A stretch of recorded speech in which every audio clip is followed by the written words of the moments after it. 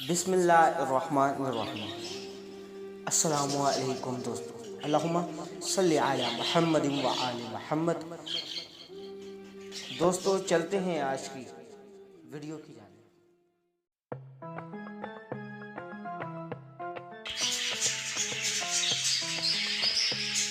नबी करीम सल्लल्लाहु अलैहि वसल्लम ने अरशाद फरमाया है कि अल्लाह ताला अज़्ज़ व जल ऐसे शख्स को अपने अर्श के साए में जगह देगा जिसने तन्हाई में अल्लाह का ऐसे जिक्र किया कि उसके आंसू जारी हो गए।